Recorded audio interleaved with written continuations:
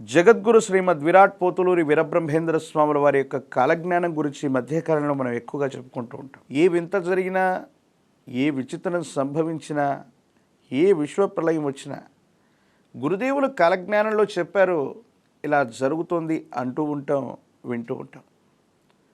మరి వింతల్లోకెళ్ళ వింత, విచిత్రవంతమైనటువంటి వింతల యొక్క ప్రస్తావన కూడా కాలజ్ఞానంలో ఉంది.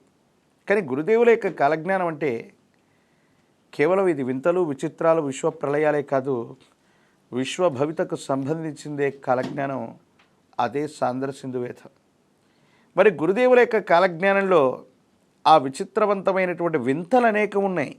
కానీ వాటిలో విశేషవంతమైన ఒక వింత గురించి మనం ఈరోజు తెలుసుకునే ప్రయత్నం చేద్దాం.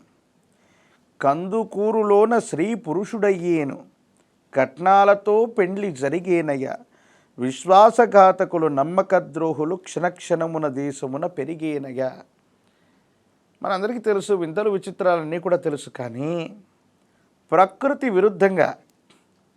విరుద్ధంగా ఒక స్త్రీగా పుట్టినటువంటి ఒక స్త్రీ, ఆడపిల్లగా పుట్టినటువంటి ఒక స్త్రీ పురుషుడిగా, మగవాడిగా మారిపోయేటువంటి లక్షణాలు ఎలా వస్తాయి? అలా మారిపోవటమే కాదు, కట్నాలతో పెళ్ళి కూడా జరుగుతుందని స్వామివారు రాశారు. ఎంత గొప్ప మాట! కానీ ఈ మధ్యకాలంలో జరుగుతున్నటువంటి ఒక అంశాన్ని గురించి మనం తెలుసుకోవాలి. చాలామంది పురుషులు లేదా నపుంసకులు లేదా పుట్టుకతో వచ్చినటువంటి వారికి ఉన్న లోపం కారణంగా చాలామంది పురుషులు మహిళలుగా మారుతున్నారు, శస్త్రచికిత్స చేయించుకుంటున్నారు, మహిళా స్వరూపంగా వాళ్లకున్నటువంటి భౌతిక దేహాన్ని కూడా మార్చుకుంటున్నటువంటి వాళ్ళు ఉన్నారు. వాళ్ళలో చాలామంది వివాహాలు చేసుకుంటున్నటువంటి వాళ్ళు కూడా మనందరికీ కూడా తెలుసు. అంటే ఒక అబ్బాయి శస్త్రచికిత్స ద్వారా అమ్మాయిగా మారి తాను స్త్రీ స్వరూపంగా భావిస్తూ మరో పురుషుణ్ణి పెళ్లి చేసుకుంటున్న దాఖలాలు మనందరికీ కూడా తెలుసు. అలాంటి దాఖలాలు చాలా ఉన్నాయి, మనం చూస్తూనే ఉంటాం. కానీ స్వామివారు చెప్పినటువంటి అద్భుతమైనటువంటి అంశం ఏంటో తెలుసా? పురుషుడు స్త్రీగా మారటం చాలా తేలిక. ఎందుకు? శరీరంలో ఉన్నటువంటి నిర్మాణం, అంతర్నిర్మాణాన్ని అనుసరించి. కానీ స్త్రీ పురుషుడిగా మారటం అన్నటువంటిది ఇది మన ఊహకు కూడా అందనటువంటిది. అది కూడా ఆంధ్రప్రదేశ్లోని కందుకూరులో ఈ వింత చోటు చేసుకోబోతుంది. చిన్నప్పుడు ఆడపిల్లగా జన్మించినటువంటి ఒక స్త్రీ పెరిగి పెద్దవగానే పురుషుడిగా మారేటువంటి లక్షణాలను మనం చూస్తాం. ఆ పిల్లవాడు, ఆ పురుషుడు తాను మళ్ళీ ఒక స్త్రీని వివాహం చేసుకునేటువంటి పరిస్థితి కూడా ఉంటుంది. ఎంత వింతల్లోకెళ్ళ వింత, విచిత్రవంతమైనటువంటి వింత. మనిషి యొక్క మస్తిష్కానికి, జ్ఞానానికి, పరిజ్ఞానానికి కూడా అందనటువంటి వార్త ఇది. గురుదేవుల యొక్క కాలజ్ఞానం అంటే అంతే. ఎందుకంటే ఆనాడు స్వామివారి కాలజ్ఞానం చెప్పినప్పుడు మనుషులతో మాయశక్తి మాట్లాడుతుంది అంటే ఏమిటో అనుకున్నాం. తెర మీద ఉన్నటువంటి బొమ్మను మీరు ఇవాళ చూస్తున్నారు. మంచినీటితో దీపాలు వెలిగిస్తే ఎలా ఉంటాయో మనకు అర్థం అవ్వలేదు. కానీ ఇంటింటా విద్యుత్ దీపాలు వెలిసాయి.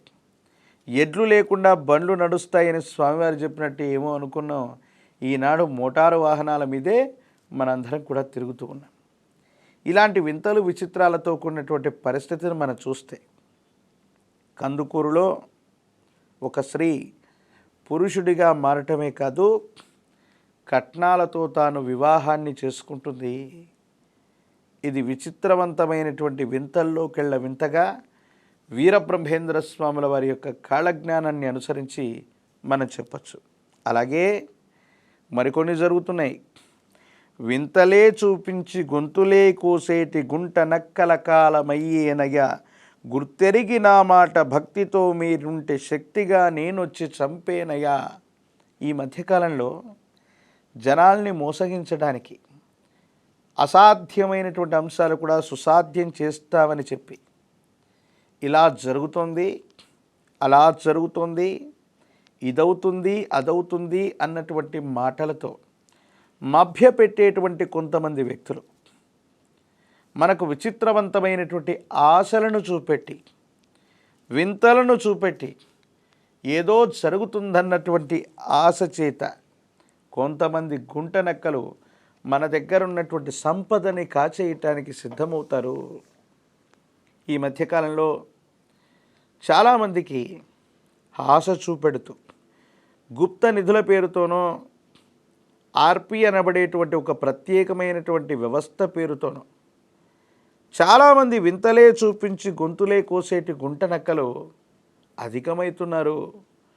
అలాగే విచిత్రవంతమైనటువంటి 2 తలలు కలిగినటువంటి పామునో, నక్షత్ర తాబేలనో, లేదా పలానా వస్తువు లేదా పలానా జంతువు మనకు దొరికితే వేల కోట్లు, లక్షల కోట్ల రూపాయల ధనం వస్తుందనో, పలానా దగ్గర వజ్ర వైడూర్యాలు ఉన్నాయనో వాటికి సంబంధించినటువంటి వీడియోలను చూపించి ఆ వింతలు విచిత్రాల చేత మనల్ని మోసగిస్తూ మన దగ్గర ఉన్నటువంటి సర్వస్వాన్ని దోచుకునేటువంటి వ్యవస్థలు అధికమై ఉన్నాయి.